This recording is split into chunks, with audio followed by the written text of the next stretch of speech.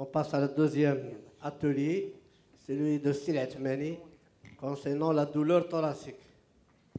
اش تقول لها سي عثماني ايام وانت صدري ها 35 minutes سي عثماني avis à la population.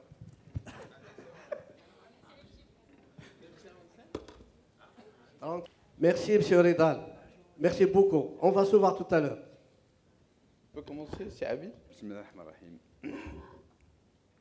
Bon, je remercie déjà le président de l'amicale et tout le bureau de m'avoir invité à débattre autour d'un sujet qui est assez fréquent, je pense. Je ne sais pas s'il est très important, mais il est assez fréquent d'après les motifs qu'on voit souvent en matière de consultation ou d'urgence et en matière d'envoi et de demande d'avis. Ce qui est sûr, c'est que c'est une expérience qui est très mal vécue, aussi bien par le patient que par le médecin, parce que souvent c'est stressant, parce que c'est des sensations en fait, et toutes les sensations, elles dépendent bien sûr de la personne, elles dépendent de celui qui l'aperçoit. Donc toujours ces demandes un peu de matériel, plus de préparation pour pouvoir traiter ce sujet. Alors, d'autant plus qu'il y a des émotions qui vont avec, et ces émotions vont donner parfois des symptômes qui peuvent être vus justement dans la pathologie éventuellement d'origine. Donc, les tachycardies, parfois sueur, parfois agitation, etc., etc. Chose très très importante, je ne sais pas à qui appartient ce téléphone. Chose très importante, c'est que le douleur, il est dans le thorax. Et il est dans la paroi. Ça, c'est important parce que la douleur n'est pas que, justement, dans le cœur. Lorsqu'on a une douleur, on a les deux. Et ça veut dire le contenant et le contenu. Et non seulement le contenu qui est propre, mais aussi le contenu qui est avoisinant la paroi thoracique. Ça veut dire aussi potentiellement l'abdomen. Les étiologies sont classées pratiquement et classiquement, comme quoi qu'ils sont cardiaques et non cardiaques. Et les douleurs peuvent être de tout type. Et justement, cette caractéristique qui va nous faire un peu chercher un peu la cause. Voilà. Il faut savoir que c'est la troisième cause de douleur chez l'homme. Et ça, il y a un petit bouquin qui traite toutes les douleurs populaires et il est classé la troisième cause et la plus populaire dans le monde parce qu'il est réputé cardiaque. Parce que la première chose qui va s'être soulevée, aussi bien par le patient lui-même, peut-être par le praticien et la population en général, est-ce qu'il j'ai pas une attaque cardiaque ou j'ai un problème? Ils sont toujours, c'est important de dire toujours et de spécifier ça parce que souvent la personne qui vient va vous dire ouais, j'ai des douleurs dans le cœur. Alors, il a les douleurs dans le thorax, ça c'est important. L'approche, ça c'est très très important. L'approche devrait être pédiatrique et cardiologie pédiatrique, pas du tout cardiologique parce que on essaye d'être que cardio, lorsqu'on n'a que cette caractéristique de voir que la cardio. C'est pas bien et on risque justement de passer d'à côté de pas mal de choses et on ne serait pas objectif du tout. Deuxième chose, le recrutement. Le recrutement, ce qu'on voit va dépendre de notre expérience. Si on vous envoie que la cardio, ça va être cardio. Mais si on fait aussi la pédiatrie, on aura peut-être plus d'expérience. La bonne nouvelle, c'est que les causes cardiaques sont peu fréquentes. Ça, c'est sûr. Je suis là pour 5%, peut-être, ou peu moins ou plus. Et puis, la mauvaise nouvelle, c'est quand ça pique, parfois, c'est grave. Et donc, il faut faire attention parce que ton raisonnement va être aux alentours de ne pas passer à côté de quelque chose. Et ça veut dire qu'il faut faire un travail colossal dans le négatif, parfois, mais aussi dans le positif, s'il faut le chercher. Je passe.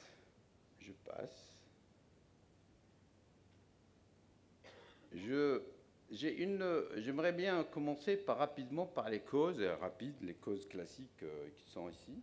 qui sont les causes cardiaques. Il y en a plein. Ça, c'est des études qui ont été faites dans les journaux en fait, de cardiologie spécifiquement de l'enfant. Et on se retrouve avec toutes les causes possibles, que ce soit de parois, que ce soit le respiratoire, que ce soit le pathologie digestive et tous les désordres qu'on peut avoir.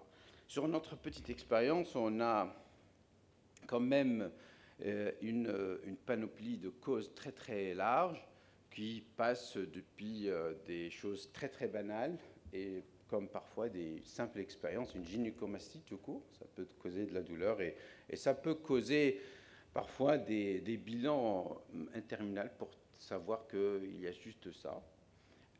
Et il faut savoir aussi que parfois, tellement c'est stressant que les parents et l'enfant, ils le vivent mal. Et on a des expériences avec des enfants qui carrément qui ne vont pas à l'école et ils ont parfois même des restrictions d'activité. Ils font plus de sport, ils font parce que les gens ont dans leur tête que ça c'est grave. Question. Maintenant, on va être très interactif. Alors, je demande votre expérience et je questionne l'enfant en vous, dans la salle, qui a vécu l'expérience de douleur thoracique. Bien qu'on traite l'enfant, mais ça, c'est une question qui est importante même chez l'adulte. Et est-ce que vous avez une expérience? Combien de personnes ils ont une expérience de douleur thoracique? Certainement, il y en a plein, parce qu'il y a l'âge, mais combien de personnes? Est-ce que vous pouvez soulever vos bras? Voilà. Est-ce que vous avez trouvé quelque chose? Je sais qu'il y a des qui ont trouvé quelque chose, mais la part des gens qui n'ont jamais trouvé quelque chose. Est-ce que quelqu'un a trouvé quelque chose? Bien. Voilà. Alors ça veut dire que juste cette question, elle est intéressante dans le sens où on a tous dans notre expérience des douleurs thoraciques. Certainement, tout le monde doit vivre ça parce que c'est tellement populaire. Parce qu'il y a des études nombreuses et souvent, il n'y a rien. Bien sûr, avec l'âge, il y a des choses qui vont apparaître. Mais c'est important. Les experts le font dans tout âge confondu, c'est aux alentours de 50 à 60%. Tout le monde va vivre cette expérience. Et je suis sûr qu'à travers ce vécu, vous allez découvrir la sémiologie de cette douleur. Si quelqu'un, on va voir, au fur et à mesure, vous allez découvrir vous-même ces sensations. Première question. Combien vous pensez de les causes cardiaques qui en existent? Est-ce que 1%? Qui dit 1%? 5%. Je l'ai déjà dit. C'est bien. Alors, à votre avis, quelles sont les situations inquiétantes qui vous amènent à demander l'avis d'un cardiopédiatre? Est-ce que parce qu'il est localisé au niveau cardiaque? Non. La présence de signes associés comme une tachycardie ou une palpitation? Oui. L'apparition ou l'aggravation à l'effort? Oui. Son caractère isolé? Que la douleur? Non, ça ne vous demandez pas. La notion d'une cardiopathie connue? Oui. Et toutes les réponses sont justes? Non. D'accord. Quelles sont parmi les propositions que celles qui sont correctes pour vous? Elle est plus fréquente chez l'adolescent? Oui. Plus fréquente chez la fille que le garçon? Oui. Les formes idiopathiques comptent plus que la moitié des causes? Oui. Les formes idiopathiques peuvent impacter sérieusement la qualité de vie? Non? Oui, non? Voilà, on va voir. Parmi ces facteurs, quelles sont celles qui vous orientent vers une douleur non cardiaque? Non cardiaque. Alors, leur apparition après l'exercice? Non. Tout le monde dit non? Non. Leur apparition au cours de l'effort? Non. Localisée sans irradiation? Oui. Les mouvements ou la respiration vont aggraver cette douleur? Non cardiaque? Et les antalgiques simples sont très efficaces? D'accord. Quand il s'agit d'une cause cardiaque, quelles sont les causes les plus fréquentes à votre avis? Les troubles de rythme? Oui. Les péricardites? Les coarctations de l'aorte? Les plus fréquentes, parce que peut-être ça pourrait être tous ces cas sont de la douleur. Les coronaropathies, c'est une évidence. Et les cardiopathies congénitales, type de Schindler. Non, oui? Non. Bon, on passe au cas clinique comme ça, on va découvrir au fur et à mesure ces cas. Alors, premier cas, c'est un enfant de 9 ans, des douleurs thoraciques depuis 10 jours, qui se plaint de ces douleurs thoraciques. Il a un syndrome infectieux il y a 15 jours, avec une toux. Les douleurs, ils sont au maximum lors du coucher, au moment où elle est au coucher. Il est soulagé. Souvent, il essaye de faire des mouvements, parfois ça le soulage, et souvent, lorsqu'il se penche un peu en avant. Les bruits, on a l'impression qu'ils sont assourdis, mais en tout cas, il n'y a pas de souffle. Et on n'a aucun signe associé. Est-ce qu'il y a déjà quelque chose? Certainement, il y a quelque chose. Sa radio, c'est ça?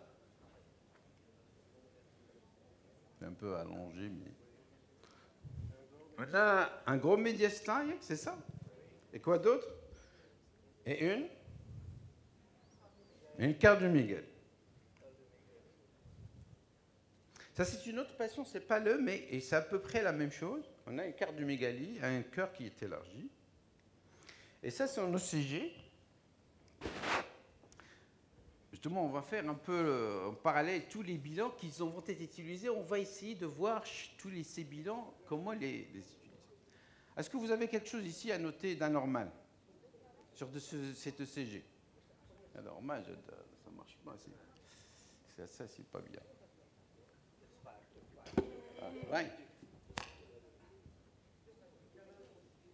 Bon, ça ne marche pas, ça.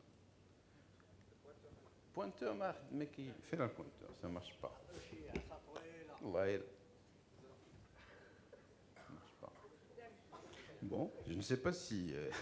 comment elle... Parce que ça... Je ne sais pas si ça... Je ne sais pas. مخدمش ça marche pas. لا ماشي باش يدوز. لا كتبان هنا بصح ما كتبانش لي. D'accord. Quand c'est noir, quand c'est blanc, c'est... Ouais. Bon, vous avez vu que c'est une péricardite. Mais très rapidement, malheureusement, ça ne marche pas dans le là. Vous voyez qu'il y a des anomalies au niveau le segment ST et l'anté qui sont diffus partout. Il faut toujours voir dans les douleurs, voir justement le ST. Et ce qui fait la différence entre l'ischémie, c'est qu'ils ont des caractéristiques très particulières. Ils sont très diffus. Ça veut dire qu'on les voit partout. Ce n'est pas comme l'ischémie, c'est localisé bien sûr parce que ça dépend des territoires. Il faut juste voir lorsque c'est diffus ces caractéristiques, ça veut dire qu'il y a probablement soit une péricardite, soit une myocardite à travers son ECG. Et ça c'est intéressant parce qu'il y a des maladies qu'on peut dépister sur ça. Même une écho normale ne l'élimine pas, par exemple les péricardites sèches. C'est pour cela on peut ne pas avoir d'épanchement, mais on va avoir ça. Ça, c'est d'une panoplie des bilans, enfin des ECG. Et sont les caractéristiques. Ça, c'est l'absence d'endocules. Et le point J qui est moins de 5 mm. Et les modifications SC qui sont diffuses. Et ça, c'est la principale caractéristique. Khadija, 12 ans. Depuis 2 ans. Et elle a 2 à 3 fois par mois, il fait de la douleur. Parfois, après plusieurs mois d'accalmie. Elle n'a jamais de sensation de tachycardie. Jamais de palpitation, jamais de malaise. Et ces douleurs s'aggravent avec la respiration et s'atténuent avec la position. L'examen trouve un enfant bien portant, performances scolaires qui sont bonnes, voire même très bonnes. Et il n'y a pas de souffle et on note une arythmie à l'auscultation. Il n'y a pas de sport régulier.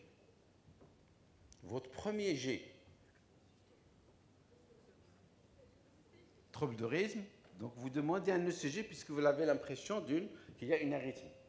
Le CG, c'est ça. Ce qu'il a le pointeur. Ah oui, c'est bien. Ça, c'est bien. Alors, qu'est-ce que ils ont dit de cet ECG? Votre premier vœu. On voit le rythme. Il est irrégulier. Et alors, s'il est irrégulier, qu'est-ce qu'on va voir? L'onde de P. Est-ce qu'il y a toujours une onde de P ou pas? Ici, il y a une onde P. Ici, il y a une onde P. Donc, il y a toujours une onde P. Et est-ce qu'après une onde P, il y a un QRS? Toujours, on a. Donc, il est sinusal. Donc, si j'ai cet aspect, ça veut dire que c'est une arythmie respiratoire. Donc, je n'ai pas de souci. Je regarde quand même des choses, on va les voir peut-être après, mais ça, il est strictement normal. Ça, j'ai présenté ce cas et c'est 60%, voire 90% des cas, c'est ce type de patient. Et ça, c'est une expérience. Pourquoi je vous ai posé la question, quelle est votre propre expérience? Parce que cette personne-là, qui s'appelle Texidor, il a décrit à travers son propre expérience. Il a décrit ce syndrome.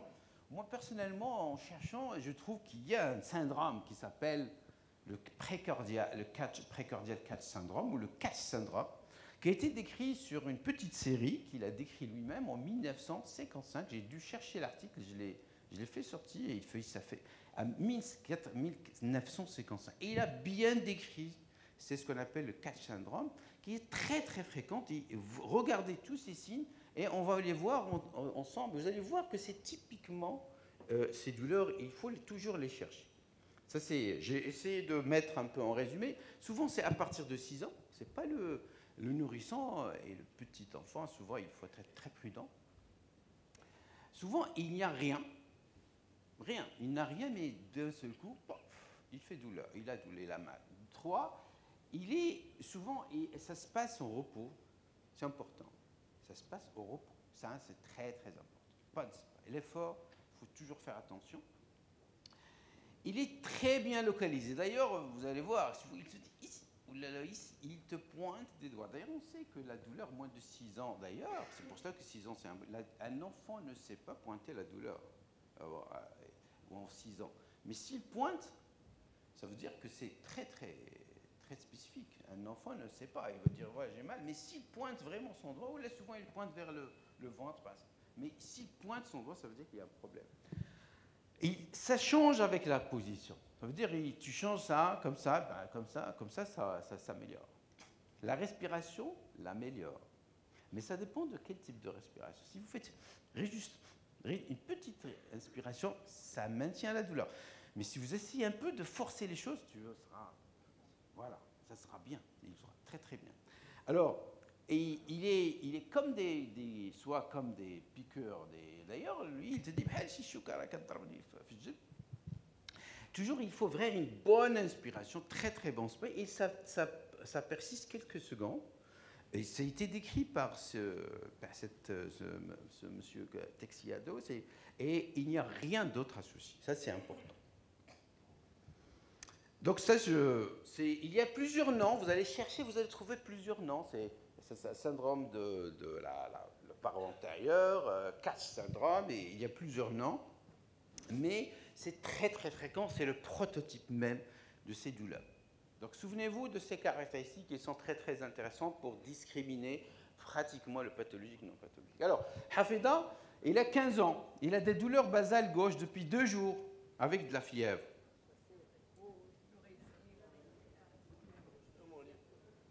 Pneumonie. Effacement du bord inférieur du cœur. Enfant de 7 ans, douleur paroxystique une fois par mois, parfois tous les 3 mois. Il n'est pâle au moment de douleur. Il le vit mal. Avec des vomissements. Cet événement dure quelques minutes, parfois quelques heures. Aucun symptôme entre ces événements douloureux. L'examen de l'admission, il était normal, strictement normal. L'échographie déjà faite, normale. Le bilan biologique, normal. La pâleur au moment de la douleur. Alors, au moment où il a... Elle est thoracique. Là, on parle de la douleur thoracique. Peut-être que je ne l'ai pas. On parle que de la douleur thoracique aujourd'hui. Alors, qu'est-ce que vous en dites? Qu'est-ce que vous allez faire? Oui, c'est une des causes d'ailleurs, reflux. C'est important, les reflux, ça... On a sur la série à peu près 5 cas d'hernie, de sauvagite, etc. Et c'est très très possible, bien sûr. C'est au moment de la crise qu'il vomit. C'est pas avant. Au moment, justement, il fait cette douleur, il fait la douleur et il fait ça, il vomit. Et d'ailleurs, si je peux vous aider, ces vomissements l'améliorent, ils deviennent bien. Parfait.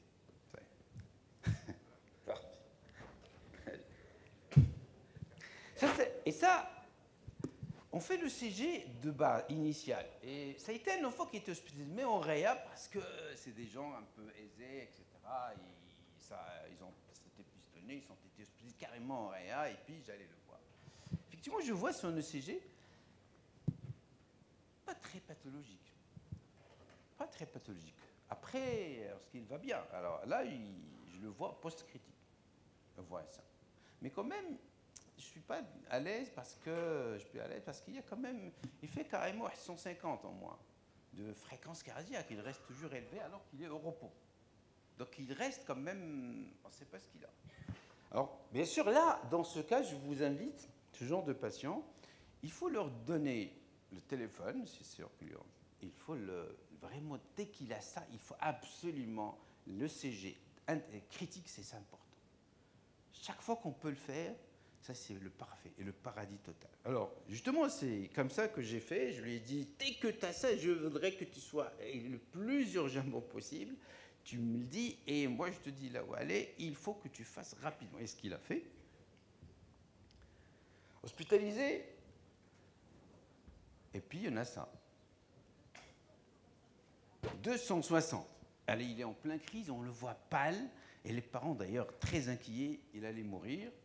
On a ça, vous voyez que c'est une tachycardie extrêmement sévère. On ne voit rien, on ne voit pas les longues P, mais on devine qu'il y a des petites ondes P ici.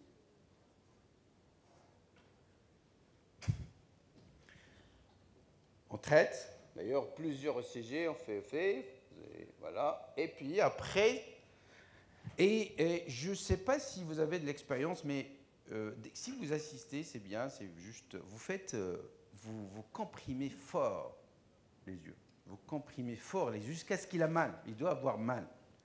Vous allez l'arrêter, on l'a arrêté après. Et on a ça. Qu'est-ce que vous en pensez? C'est un Wolf parkinsonoide, c'est l'onde P ici, et vous avez une onde delta. Peut-être j'ai un autre malade, ça c'est un autre patient, peut-être il est plus évident, c'est l'onde delta ici. Vous voyez qu'un PR court et une fusion de l'onde P avec le QRS. Un deuxième diagnostic, par la même occasion, juste vous met un peu un flatter aussi, qui peut donner ce type aussi de douleur. Alors, un enfant de 15 ans, il a une fièvre, et là, un écoulement nasal. Il tousse, il a une toux quinteuse depuis 5 jours. Douleur thoracique la veille, déclenchée et aggravée par la toux. L'examen, point douloureux de la face antérieure. L'auscultation cardiaque, elle est normale. Qu'est-ce que vous en pensez? Un épanchement pleural. Il y a une autre suggestion. Pneumothorax. Crise d'asthme.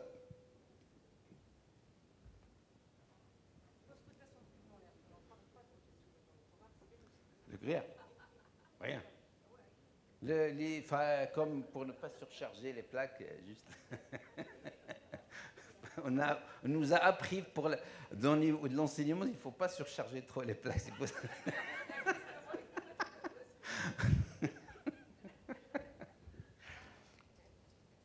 Voilà. Alors, on a ça. C'est une fille de 14 ans. Malheureusement, je ne sais pas, ce LED, il n'est pas très bien pour les images. En tout cas, la radio, elle est normale. Elle est normale. Ça, c'est les seins, bien sûr, c'est une fille, c'est là. Elle est normale, rien. On n'a rien trouvé. Et l'angine, oui, effectivement. Non, on n'a pas trouvé, mais possible, là. Il faut faire attention, hein. C'est possible. Mais j'ai parlé de quelque chose très simple. Un point douloureux. J'ai parlé d'un point douloureux.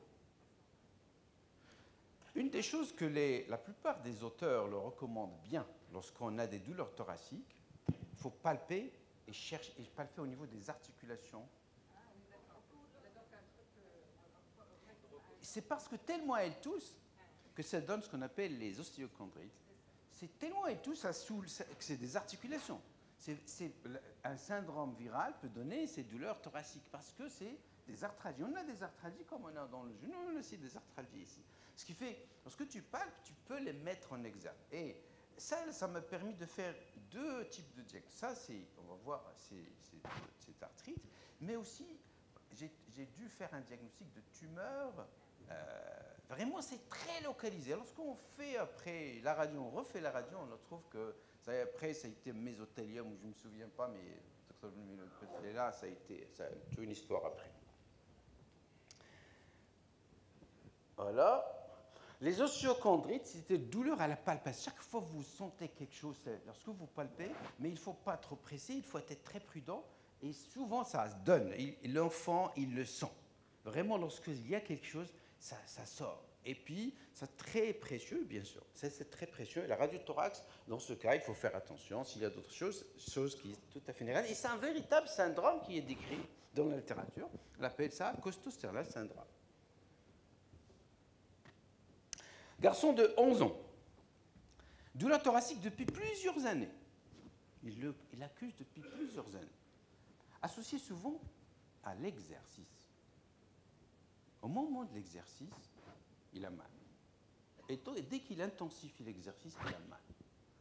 Et puis disparaît après l'exercice, complètement. Tout se résout, rien. L'examen est strictement normal. L'échocardiographie faite, normale.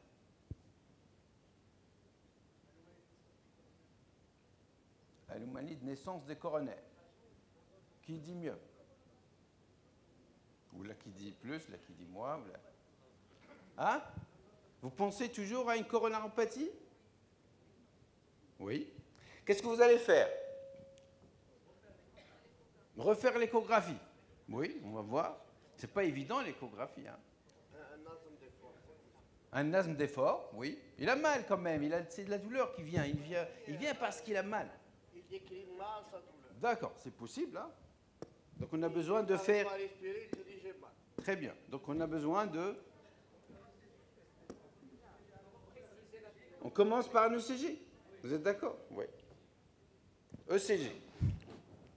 Ah, mon petit, c'est important pour.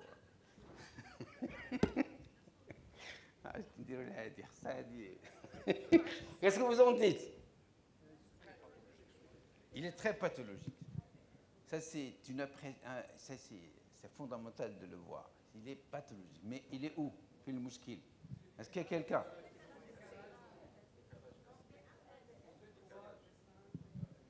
Regardez dans les dérivations droites, ça veut dire V1, V2. Et dans AVR, vous allez voir une onde de queue qui est très profonde. La première onde devrait être une onde positive. Si elle est négative, ça veut dire que c'est une onde queue. Si elle dépasse 2 mm, elle est très pathologique. Donc ce qui fait, là, vous voyez que les dérivations droites, il fait une véritable ischémie. Hein. Sur les dérivations droites, il a une onde Q, pas une ischémie, il n'est pas au stade d'ischémie, mais c'est une véritable onde Q que vous allez voir. Regardez V1. La première onde, c'est une onde négative et elle est même profonde. V1, V2. Ça vous apprend peut-être à l'occasion de faire un peu sur le CG, des petites notions de base sur le CG. Ça, c'est une autre passion, mais qui est très discrète. On a vraiment toujours, souvent dans les dérivations droites. AVR, regardez dans l'AVR, malheureusement, AVR, vous voyez que une onde d'emblée commence par une onde Q. On fait l'échographie, c'est très difficile, mais on se dit qu'il y a une coronaire qui entre jamais normal d'avoir une coronaire entre la paix et l'aorte. Parce qu'il ne devrait pas être entre les deux. Parce que dès que l'artère pulmonaire se distend, parce que le développement, bah, ça va gêner le vaisseau et ça peut donner des problèmes. Ça, c'est un peu bien illustré sur cet angio. Et c'est un peu, j'ai essayé de l'illustrer à peu près avec des petits schémas. Vous voyez que le coronaire, il est entre la paix et l'aorte. Dès que ça se distend, ça pose des problèmes sérieux. C'est une pathologie très gravissime qui peut donner des morts subites, des arrêts. Et dans le sport, ça peut être fatal. 16 ans, douleur thoracique d'installation aiguë, et les douleurs, ils sont intenses. Malheureusement, je ne sais pas si c'est fera. Malheureusement, ça, c'est pas évident. Oui, oui. Ce qui est fondamental, c'est qu'on on devine que, enfin, il y a des soucis, que le poumon gauche, il est plus clair que la normale. Et ça, il y a un pneumothorax qui est apical. Très mal vascularisé, ça fait pneumothorax. 14 ans, enfin, je vais essayer de faire vite parce que peut-être pour faire plus. 14 ans, traité depuis 3 ans comme RAA, sous extensive. On a souvent ce type de malade. Parce qu'il a des asthmes élevés. Ah, parce qu'il a des asthmes élevés. Allez. Arthralgie, bien sûr, il a des arthralgies. Bon, il vient pour des arthralgies. Échographie faite, interprétée comme normale. Pourquoi je dis ça? Parce qu'un bilan, on devrait l'utiliser. Un bilan est fait pour être utilisé, mais pas pour dicter un diagnostic, mais on utilise un bilan. Le bilan, il est fait, oui. Kain pour douleur thoracique. Il est venu, oui, je sais, j'ai oublié, tellement elle est malade. Non, mais ça me fait dire. Des douleurs thoraciques toujours. Ça, l'histoire. Ça, son histoire. Il vient pour ça. Il est traité, on fait l'interrogatoire, et c'est ça, il a traduit, et il est co-normal. Mais il vient pour toujours des douleurs thoraciques. Il a ça. Malheureusement, mais il y a l'essentiel. Il y a l'essentiel. On devine, on fait le diagnostic. Après, enfin, on fait le diagnostic, mais déjà, on doute fort de quelque chose qui est en train de se passer.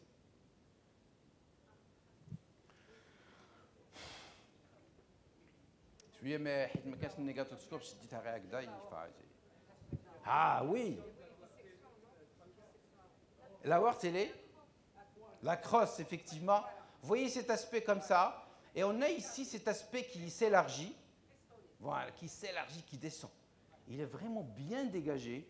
Mais on a déjà l'essentiel, c'est que l'aspect, pratique l'aspect en 3, mais surtout ce qui me dérange, c'est ça.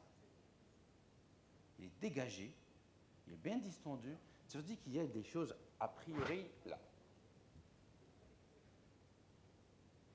Toujours les suites.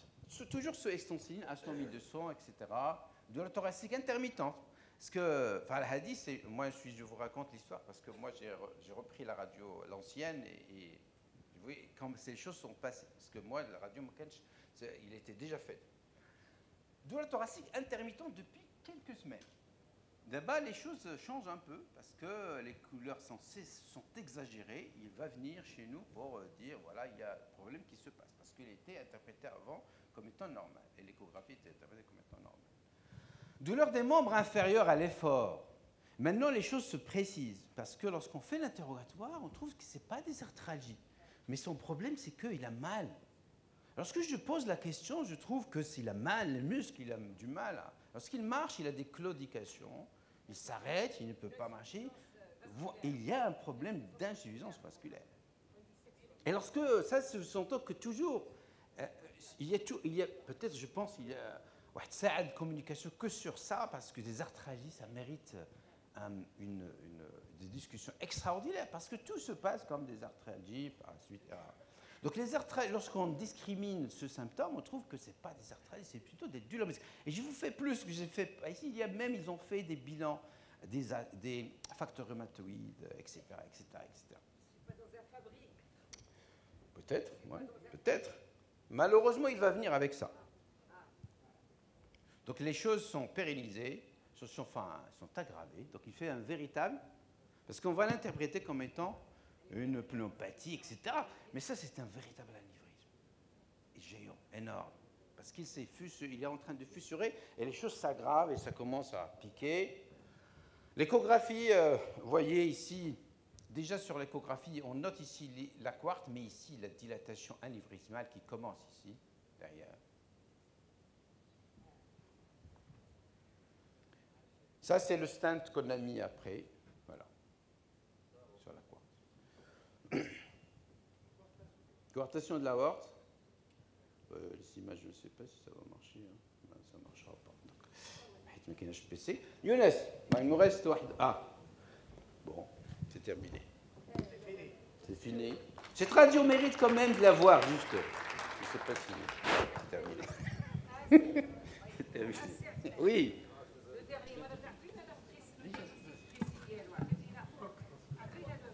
Coartation, fissuration, rupture. C'est pas une dissection.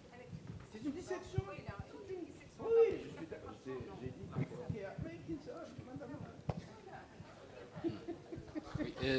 Merci beaucoup, Siatmani, pour ces cas cliniques. Mais j'aimerais juste qu'on termine cet atelier en disant que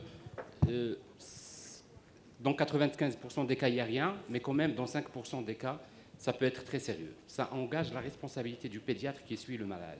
Donc n'hésitez pas à demander des avis spécialisés et à revoir les patients avec un bilan qui vous rassure, parce que les enfants, de plus en plus, ils sont dans des clubs de sport, ils font de l'exercice d'effort. Et si vous avez un syndrome de Cutelan, par exemple, que vous ratez parce que tout va bien, sur le plan sémiologique, c'est une douleur thoracique isolée, ne vous mettez pas dans les 95% des cas. Toujours pensez à ce que ça peut être un Cutelan, ça peut être une coartation de l'aorte, ça peut être une myocardiopathie. On n'a pas eu de cas clinique de myocardiopathie, mais les myocardiopathties obstructives sont génétiquement déterminées et ça peut engager des diagnostics chez plusieurs membres de la famille. Donc ça peut être très sérieux. Hein. Et du coup, au moins un ECG est exigé avant de donner le certificat du sport. Surtout pour délivrer un certificat d'aptitude de sport, quand vous avez un enfant qui a des douleurs thoraciques, il est important de demander un avis ou au moins avoir un ECG qui vous rassure. Comme ça, vous n'avez pas de syndrome de QT, vous n'avez pas de tachycardie, vous n'avez pas de troubles de repolarisation dans le cadre d'une myocardiopathie. Donc je pense qu'on doit terminer sur ce message qui est très important, c'est l'importance de prendre au sérieux le douleur thoracique parce que ça peut cacher des choses qui sont très graves. Merci. Merci pour ces précisions. Donc, je vous invite à une pause café avec visite des stands et on va reprendre à 10h30 pile. Merci.